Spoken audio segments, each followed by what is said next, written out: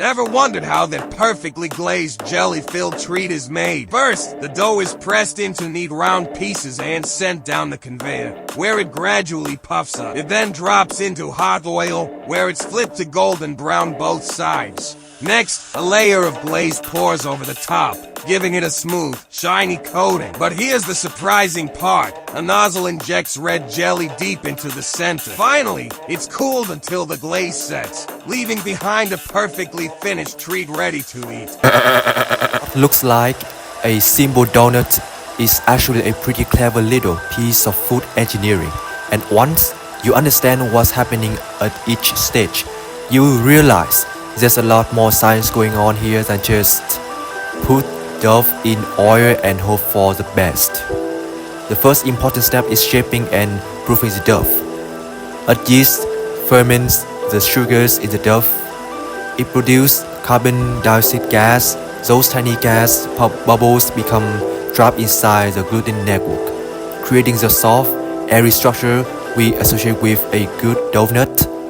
So, when the dough pulls off, it's not randomly expanding. The yeast is basically filling it with microscopic balloons. Then comes the frying, and this is where things get really interesting. Hot oil rapidly transfers heat into the dough, causing water near the surface to evaporate. At the same time, the outside reaches temperatures high enough for the Maillard reaction to occur.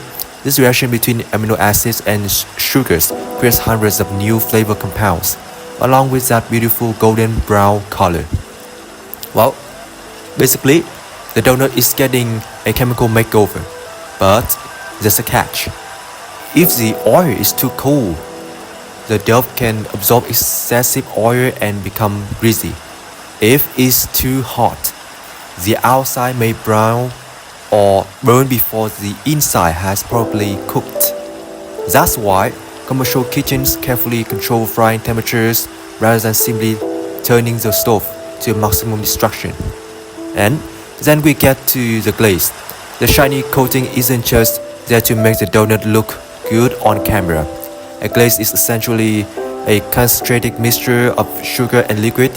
When it spreads over the warm surface, it forms a thin layer that eventually sets as moisture evaporates and sugar concentration increases. That's what creates the smooth, glossy shell. Now comes the part that looks almost suspiciously precise, injecting the jelly. From a good engineering perspective, this is actually a smart solution. Instead of cutting the donut open and manually stuffing it, a hollow nozzle can penetrate the dough and deliver the filling directly into the center. The key is controlling the pressure and volume. Too little filling and you get the saddest donut imaginable. Too much and, well, congratulations, you have just created a jelly explosion. The filling itself also needs the right consistency. If it's too thick, the machine struggles to pump it through the nozzle. If it's too thin, it can leak out or make the donut soggy, so manufacturers have to balance viscosity, temperature, and texture very carefully. And there's another important reason for the cooling stage: texture. Cooling allows the glaze to stabilize while the donut's internal structure finishes settling. It also makes the filling less likely to leak everywhere when the product is handled. In other words, the donut needs a little time to calm down after being through what is basically an edible obstacle course. There's also a food safety lesson here. Anything containing a moist filling can potentially support microbial growth if it's handled or stored improperly. That means temperature control, saturation, and proper storage are extremely important.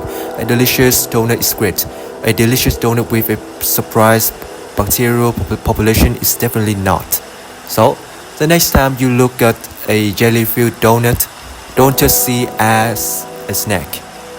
You're looking at fermentation, heat transfer, chemical reactions, fluid mechanics, sugar crystallization, and food safety, all packed into one ridiculously taste circle. And honestly, science has never looked this delicious.